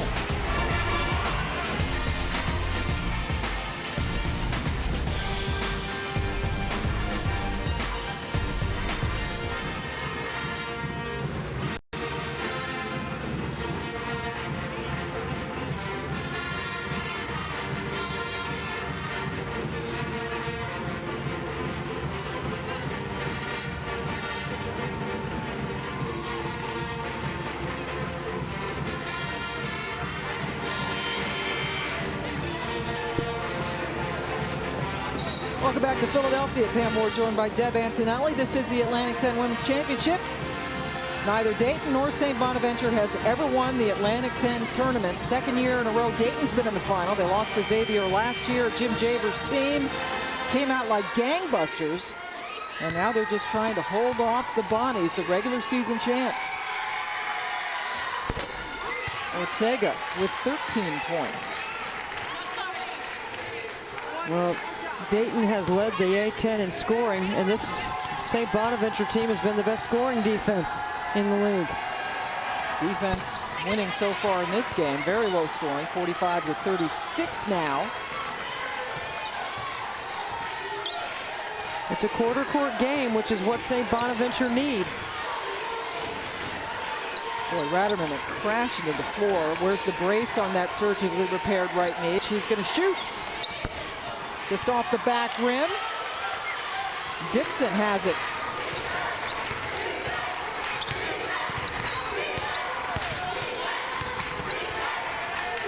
And Tatenhove is on the bench, as is Jenkins. So the top two scorers on the bench right now for the Bonnies, and they give it away.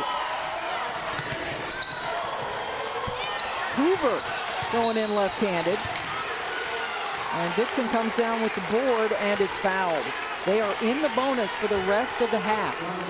Hey, that's huge because they're a decent free throw shooting team. 76, that's pretty good. And that'll allow them to set their defense by getting some easy scoring with the clock stopped. CeCe Dixon heads to the line, a 73% free throw shooter. She's 1 of 2 from the line, make it, boy, 2 of 3 and miss, or 1 of 3 and missing the front end of a 1-and-1. And a foul called on the rebound.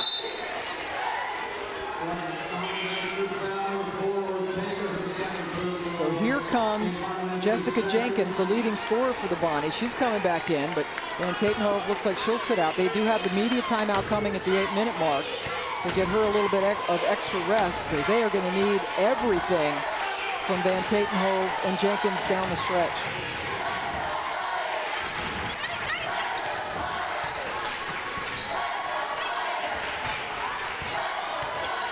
Oh, that's a hard screen, too hard.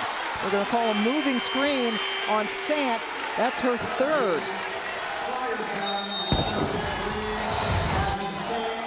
Set the screen, try to clear a little space, but a little too much on it. Dayton still with the lead. ESPN's exclusive presentation of college basketball is presented by Dick's Sporting Goods. Every season starts at Dick's. And in part by Allstate, the only car insurance with a claim satisfaction guarantee.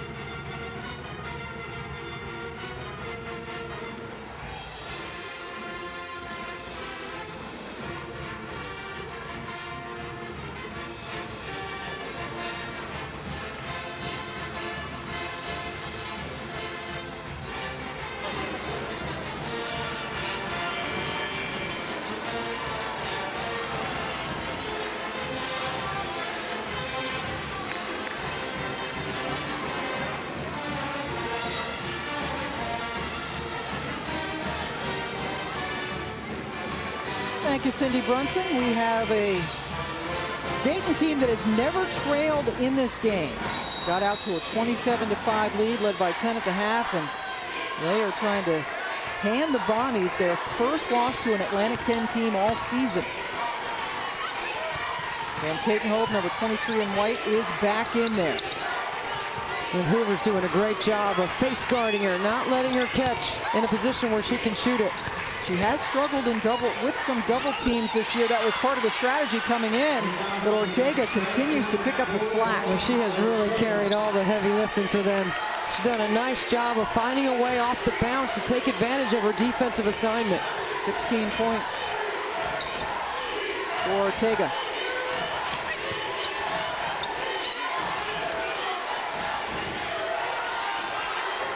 Shot clock at 8.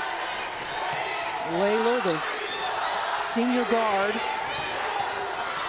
puts it up, hits the rim. They were going to get an extra 30, but Malott was off balance, so she just threw it up there. Ratterman got a piece of the first shot and then a piece of the player, Horton, to pick up the foul. That is 2 on Ratterman, 10th team foul, shooting foul, but they're in the double bonus rather for the rest of the game. Horton, an 84% free throw shooter, second best on this team. All of her points have come from the free throw line this afternoon.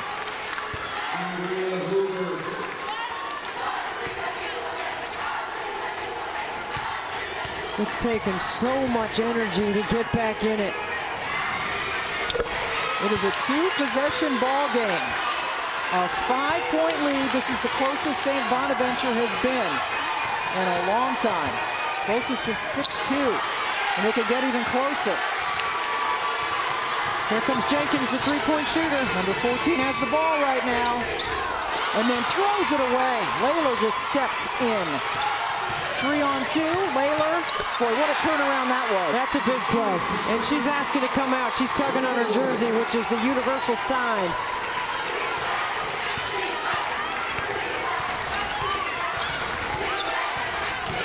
And Tatenhove on the drive.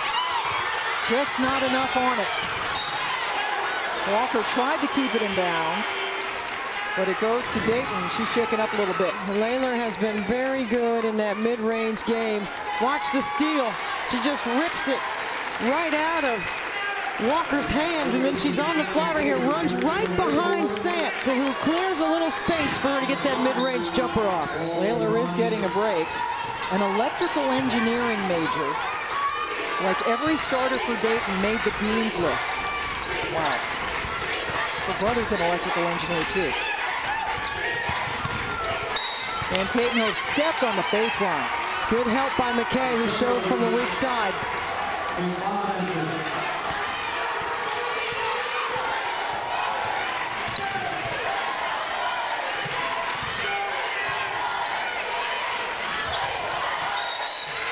Yeah, Malott got bumped. Horton with the foul for St. Bonaventure as Malott came across the lane. That is 2 on Horton, but only the 3rd team foul. Right, 3 team fouls, that's it. Something to keep an eye on as the game wears down. Should St. Bonaventure get in a position where they have to foul. Horton goes out for the Bonnies.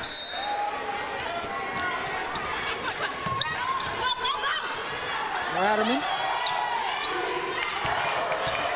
Giving it up to McKay. Here's Queen. Inside Ratterman. Posting up Jenkins, who's a lot shorter, and she fouled her. That's exactly the play that Jim Jaber went over today at shoot-around, is when you have a big with a little on you, take them to the basket, get to the block, and that's exactly what Ratterman did. Malott missed everything, and now a held ball. Possession arrow in favor of Dayton.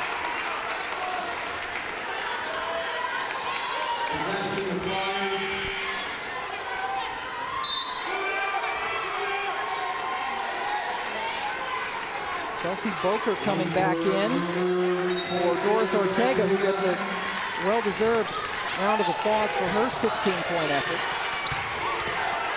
Inside, and Van Tatenhove has just picked up her third. They run a little flex cut action on the baseline, and that's how Sad gets open. It's a good cut by her across the front of the face of Van Tatenhove. Watch right here. She gets positioned deep in the paint and can make a strong move. She's got the step, and then you see the foul. Sant, only a 58% free throw shooter, sophomore from Kettering, Ohio. She suffered a concussion earlier this year against Duquesne. See that band she's got around her head? That's a new thing that a lot of players I see wearing. Try to protect your head from hitting the floor or running into somebody else. So it's not just a headband, it's a protective band. Now, I heard the University of Louisville, Rick Pitino's got his guys practicing in some sort of helmet.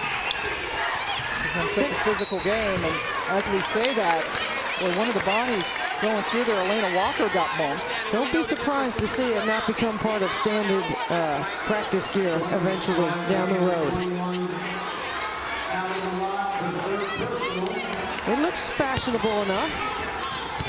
And if it serves a purpose, well, there's nothing fashionable about a knee brace. This looks like a cut-down version of what the rugby guys wear. Malott picked up her third foul, and that sends Walker to the free throw line, where she picks up her first point of the game. Very good defensive player. Averages about 6.5 points per game. Has 2 tonight, and it's back to a 2-possession game. 6-point lead for Dayton.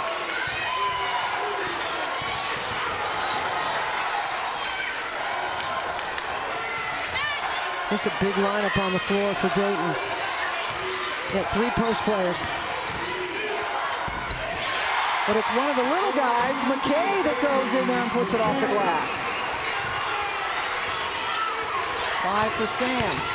Van Tatenhove, ultra competitive. There's the 3-point shooter, Jessica Jenkins. She's got 3 threes here in the second half. That's a great drive and fill behind off the screen. A foul against Dayton gives the ball back to the Bonnies. Watch Van Tatenhove drives here, and then you're going to see the screen, and you're going to see Jenkins come off it. It's a very well executed play. Fill behind the screen. Jenkins wide open, knocks it down. Jenkins, a certified personal trainer, does that in the offseason. Actually was played yesterday in the semifinals 6. She just wasn't feeling well. I'll take a sick 22 points any day. Yeah, then she came out, hit a couple of threes, actually hit her first 4 shots. St. Bonaventure has hit 4 of its 6 threes here in the second half after going 0 for 6 in the first 20 minutes. Walker in a lot of trouble, a timeout taken right before she was probably going to be called for a travel. The Bonnies down to only 1 timeout after that play. We had to burn so many in the first 5 minutes, 6-7 minutes of the game. This team was down 27-7 at one point. ESPN's coverage of Championship Week tips off tonight with a couple of games. Men's action at 7 Eastern. It's the CAA Championship. VCU and Drexel. The Drexel Dragons from right here in Philadelphia. Then at 9 Eastern, Gonzaga St. Mary's in the West Coast Conference Championship. Championship Week presented by Dick's Sporting Goods on ESPN, ESPN3, streaming live on WatchESPN.com and the Watch ESPN app. And a week from tonight, Selection Monday on ESPN. Jessica Jenkins with 3 threes here in the second half. And now Jim Jaber's going to counter with a little bit more size on her and put Queen on her. When Hoover played her to no catch, she did a pretty good job on her, but lost her a couple of times, and that's all you need is a little space if you're Jenkins. Queen on the all-defensive team in the Atlantic 10, and she's at least 4 inches taller. That's nice penetration, wouldn't go. Ratterman got the miss from Walker.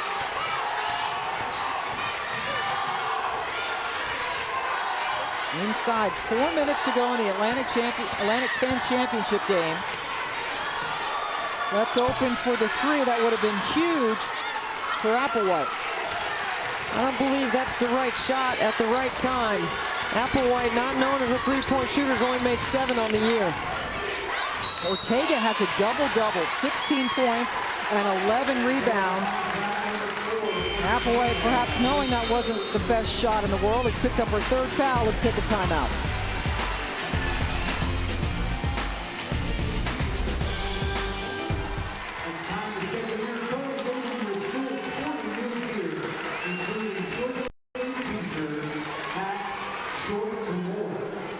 Order yours today through the official online store of the A-10 at A-10.com.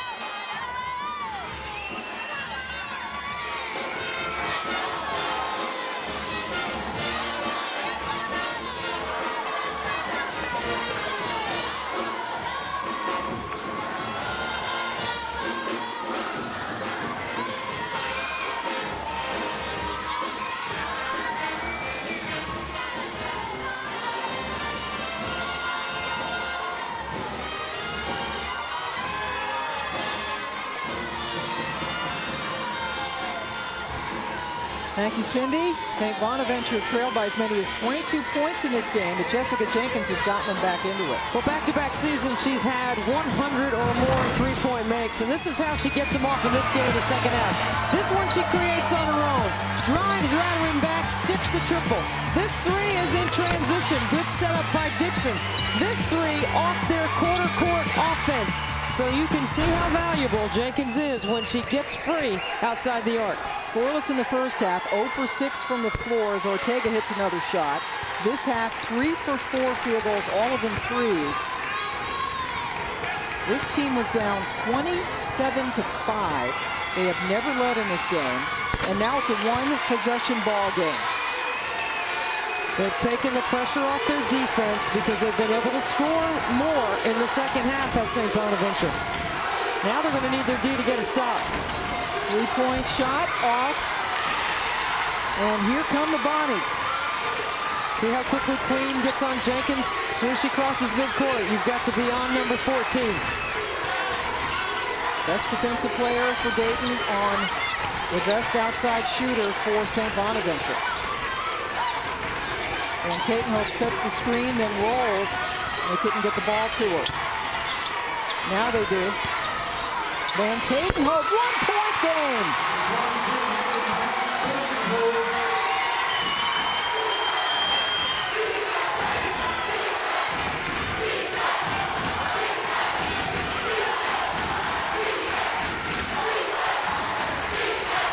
Hoover can't get it to go, and the Bonnies have an opportunity to take their first lead of the day. The A-10 freshman of the year has taken the last 2 shots for Dayton. Ratterman needs a touch.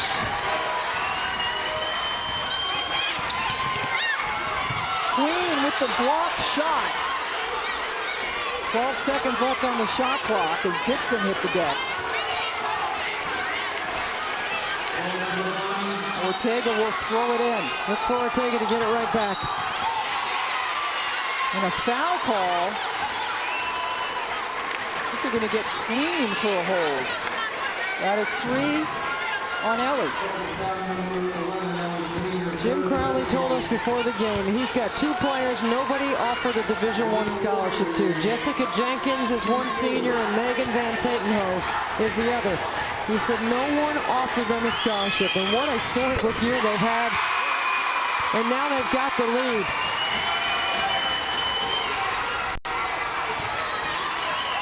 Walker can give them the lead if she makes this free throw. Their first lead of the game, coming back from a 22-point first half deficit. They've scored the last 9 points of this game. Ratterman, the senior, gets pushed by Ortega, but that's still only the 16th foul. It's the second on Ortega. Check that, the third. And there is Jim Crowley. His counterpart, Jim Jaber, says Crowley is the best coach in the league. And Sant lost it. And look at the hustle by Van Tatenhove. Your best player with the best heart and the biggest hustle. From Wisconsin, had to go all the way to Ole in New York to get a Division I scholarship. There's Ratterman. Inside. Sant. Blocked by Van Tatenhove. Ortega comes away with it and wisely slows it down. 18 consecutive wins for St. Bonaventure. And they've proven they know how to finish off games this season. Walker being hounded by Queen. A lot of contact. And the ball goes to Dayton. Timeout taken by Jim Jaber. Dayton is switching on everything. Please stay in your seats after tonight's game for the championship. Ratterman gets possession and calls a timeout. Wow, what a play. Great hustle play. 2 seniors on both sides making big plays late.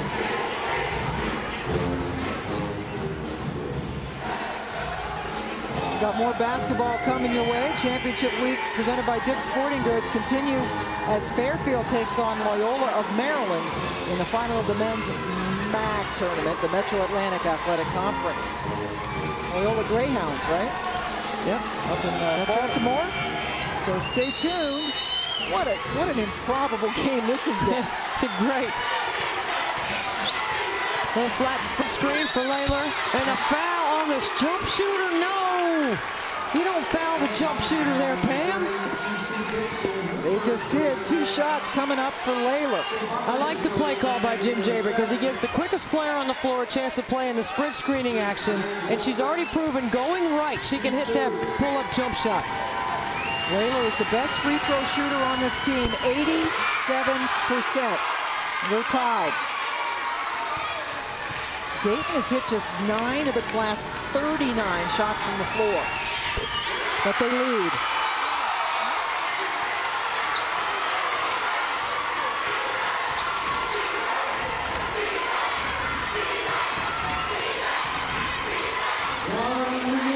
One minute to go. Ortega's been the offensive star for the Bonnies. Fadeaway, that's her shot, but it was too light. Ratterman gets the rebound. You play good D right here. You play excellent defense. You can get the ball back. There's plenty of time. Good screen set by Sant. You got to trust your system right here.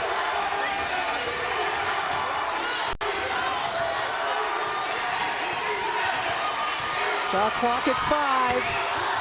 Hoover, the freshman, puts it in! Wow! 3-point game. Shot clock is off. Number 14, Jenkins, is the 3-point threat, but they take the 2. The last timeout.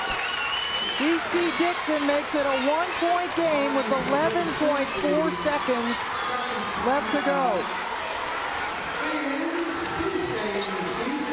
I love the strategy by Jim Crowley not to call that timeout. Here you see the shot clock running down, and Hoover takes it strong with the left off the glass. No timeout. St. Bonaventure allows Dixon to get to the paint, drives and finishes. Now they burn their last timeout with 11 seconds left. They got to go for the steal, and then they got to commit the foul. 17 fouls against St. Bonaventure, so it would be a 1-and-1 for Dayton if they do foul him. I want Layla to have the basketball if I'm Dayton. I might let her come off a screen, make some space. Remember, the foot speed and the quickness is in Dayton's favor here on this inbound play. Layla also the best choice because she's their best free throw shooter at 87% on the season.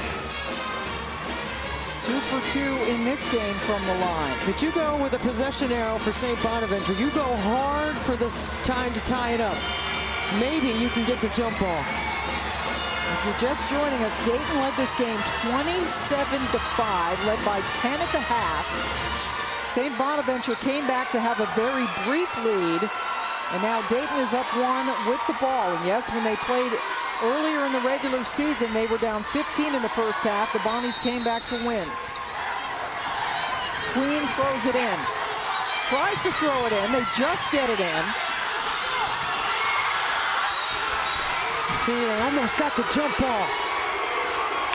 That's exactly the right way to go about it. And Andrea Hoover heads to the free throw line. She was the player that cemented the semifinal win over Temple, got a rebound, and then ran like heck to the basket where she was fouled and hit 2 free throws in the 3-point win over Temple yesterday. She hit those free throws yesterday with 2.2 on the clock. Now she's got 7.9. She needs to hit these to make it it's still going to be a 1-possession game, but it's going to dictate what St. Bonaventure do. Drive it or shoot the 3, but you better be on Jenkins. Hoover, the Rookie of the Year in the Atlantic 10. The other thing is Dayton needs to make Dixon come back to the basketball to use up some more time. How about Andrea Hoover? 2 games, 4 big free throws. They need a 3 to tie it. Jenkins launches, just long, and Dayton has won its first Atlantic 10 championship, just surviving against the Bonnies.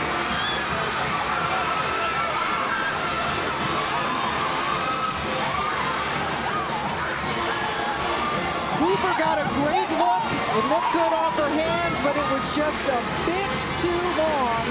And the Bonnies, who went 14-0 in conference during the regular season, fall in the final.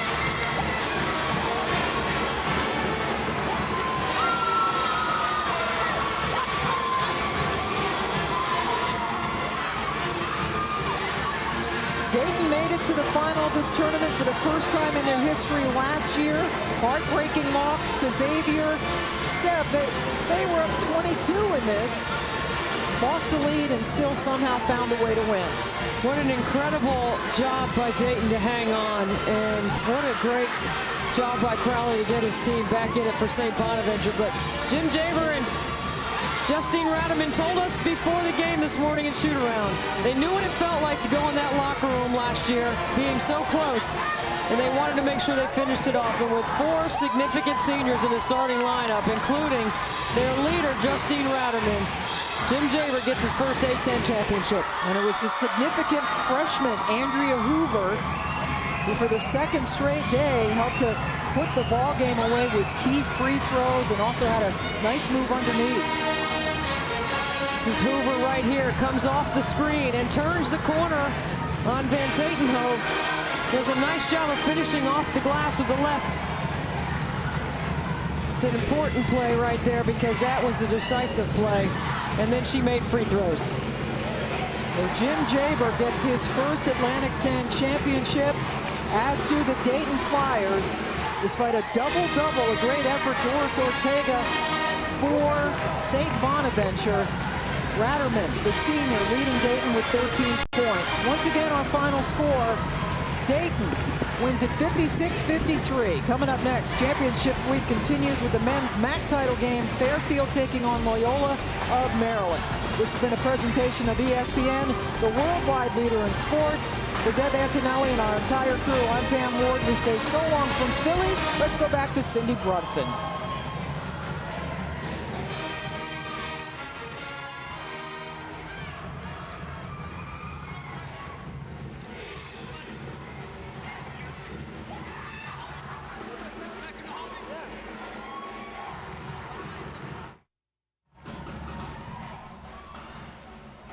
Can I get Jim and Ratterman? This is not for live, right? Okay, then I want to get Ratterman too.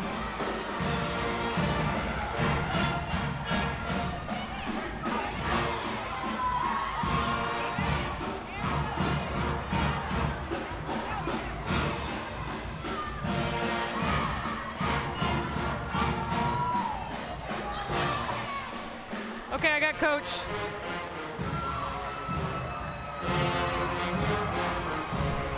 Wow. I said we had to throw the ball. Are you ready? Mic check, test. Mic check. Mic check. Test. Coach, you got a 22-point lead in the first half, and they continue to fight back. What was the difference in the second half for your team ability to hang on? Same thing happened at our place. We were up 17 and they came back, and they're just so well coached. And the basket got real small. We started missing shots and it got more and more difficult to score it. Credit Bonaventure, but we had a couple of times there we just couldn't put the ball in. I think we got tight, but a lot of intestinal fortitude, found a way to come back. I'm really proud of our kids, our coaches. This is your first A-10 championship. Can you kind of sum up the moment right now with what you will do with these four seniors moving forward? I can't sum it up. I was just kind of walking around by myself in the days over there. I'm incredibly proud of them. They've elevated the program to such great heights, and I owe them so much, all 7 of them, and I'm just really proud of them. You get the automatic bid to the NCAA tournament, so that means you're going to go dancing for sure. What are your thoughts about your preparation for that? Well, we don't have to worry throughout the whole selection show now, which is really nice. We're going to give them a couple of days, let them get their legs back, come back, start working on our stuff, and then whenever we find out who we have, then we'll just work like hell to prepare and just give it the best effort we can. And Jim, the last time out with Layla in the sprint screen up top, can you talk about that play and exactly how you designed it and what took place? Yeah, Cassie Sant sets a great screen, and she times it up, and Patrice does a great job coming off it, and Patrice has got a beautiful pull-up jump shot, which you saw.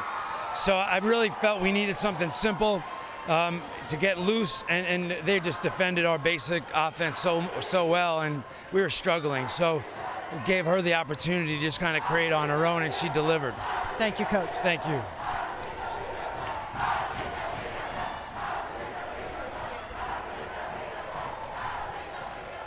Okay, you ready?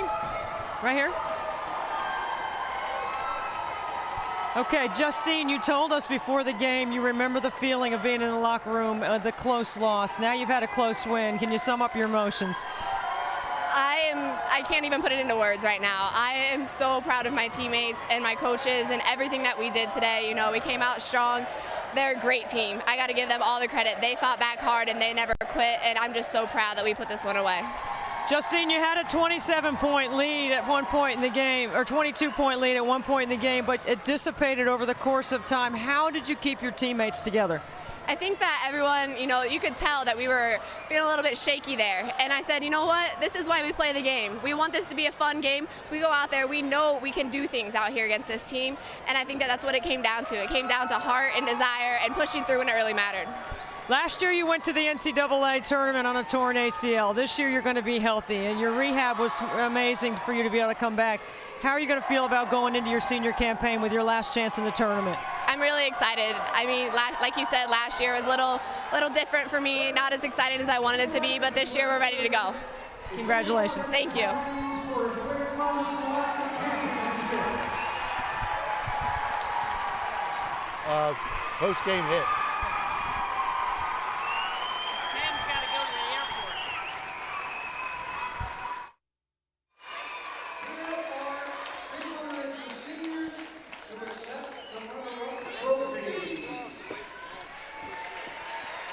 Let's do this so you can get out of here. You got to get out of here. I know.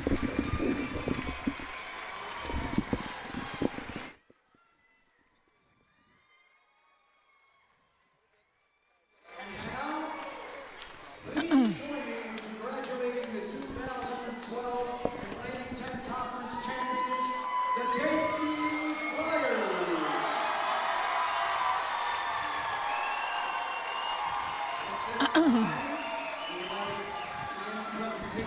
All right, what do we have traffic yet? Okay. The winning team, the Dayton Flyers. Ladies, as your name is called, please come forward and accept your championship rings. That's fine.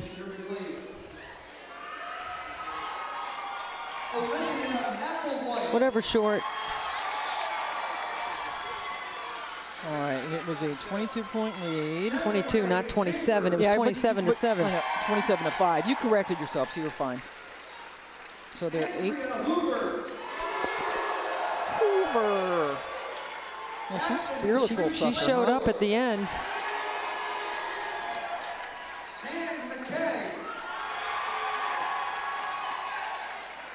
I'm happy for Ratterman. She seems like a really great Yeah. kid. Yeah, it's nice. Captain Casey Nance. Captain Casey Nance. Captain Ellie Queen. Captain Justine Retterman.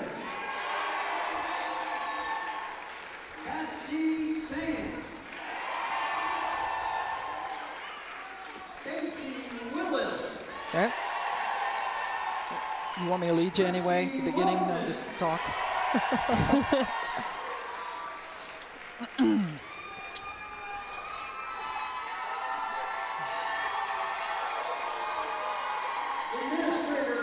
Dayton has plenty to celebrate. Their first ever Atlantic 10 Women's Championship as they hung on to beat St. Bonaventure, the team that won every conference game during the regular season. It was 56-53 was the final. Deb Antonelli, it looked like St. Bonaventure was dead in the water, but they came back and then Dayton was able to snatch it away. Well, what a great comeback. It took a lot of energy, and they played behind Doris Ortega, but at the end, it was Ratterman and her teammates who made the plays they needed to make when the game was on the line. Justine Ratterman, a terrific senior, but it was the freshman Andrea Hoover who came up large late. We talked about Ratterman needing some complimentary help, and she got it. The freshman of the year in the A-10, Andrea Hoover, made all the plays late. She got to the basket and scored with her left hand, turned the corner on Van Tatenhove, and did a fantastic job of finishing at the free throw line to make it a 3-point margin. Dayton's first Atlantic 10 championship. St. Bonaventure right now has to wait an at-large bid for sure, you think? Yeah, I believe so. I believe their body of work is good enough, and I think they've done enough going undefeated in this league, a league that is a coach's league that I really respect. So, yes, I think so. And they also had wins, did St. Bonaventure over West Virginia and St. John's in the tough Big East.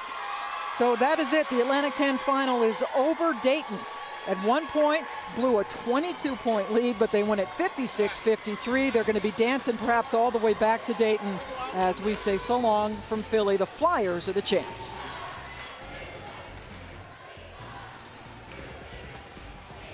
Thanks.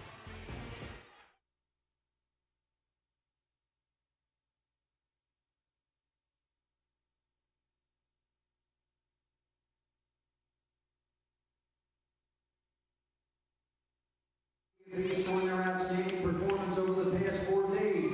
Please join me in honoring the 2012 All-Championship team.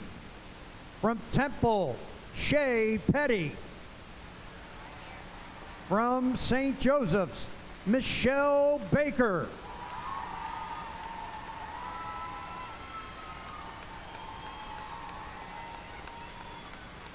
From St. Bonaventure, Megan Van Tatenhove.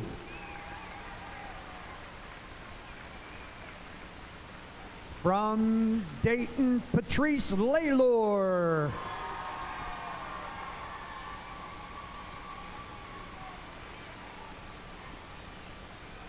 From Dayton, Justine Ratterman.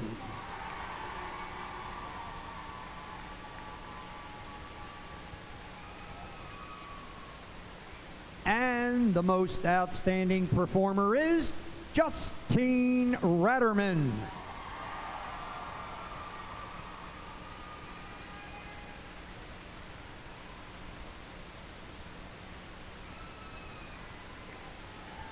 Congratulations to our all-championship team. Fans, please stick around for the net cutting ceremony. And thank you for your attendance at this year's championship and your continued support of A-10 women's basketball.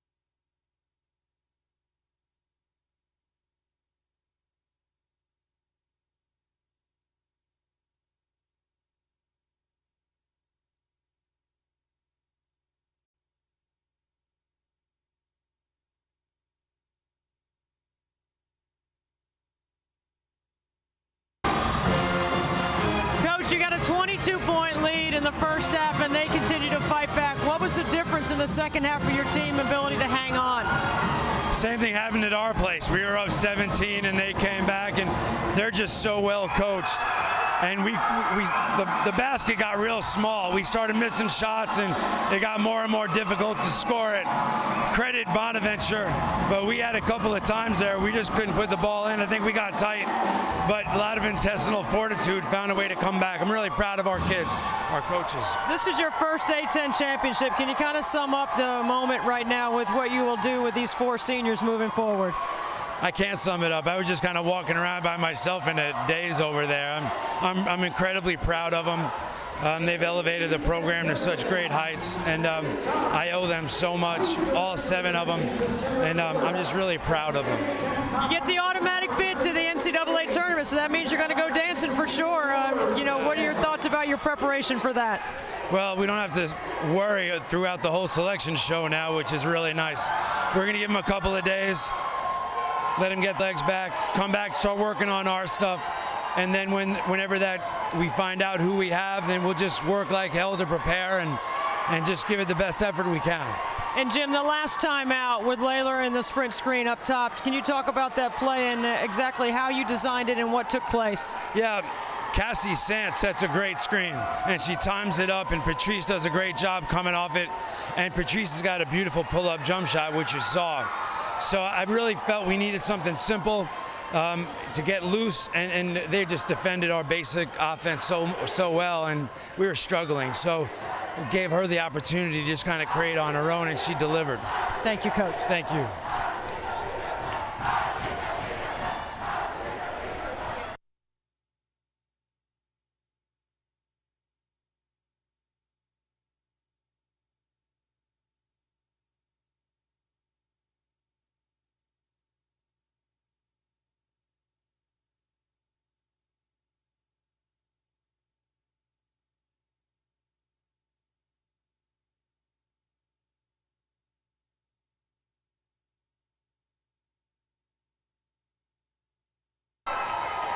Okay, Justine, you told us before the game, remember the feeling of being in the locker room, the close loss. Now you've had a close win. Can you sum up your emotions? I can't even put it into words right now. I am so proud of my teammates and my coaches and everything that we did today. You know, we came out strong. They're a great team. I got to give them all the credit. They fought back hard and they never quit, and I'm just so proud that we put this one away. Justine, you had a 27-point lead at one point in the game, or 22-point lead at one point in the game, but it dissipated over the course of time. How did you keep your teammates together? I think that everyone, you know, you could tell that we were feeling a little bit shaky there. And I said, you know what? This is why we play the game. We want this to be a fun game. We go out there. We know we can do things out here against this team. And I think that that's what it came down to. It came down to heart and desire and pushing through when it really mattered. Last year you went to the NCAA tournament on a torn ACL. This year you're going to be healthy, and your rehab was amazing for you to be able to come back. How are you going to feel about going into your senior campaign with your last chance in the tournament? I'm really excited. I mean, like you said, last year was a little different for me, not as excited as I wanted it to be, but this year we're ready to go. Congratulations. Thank you.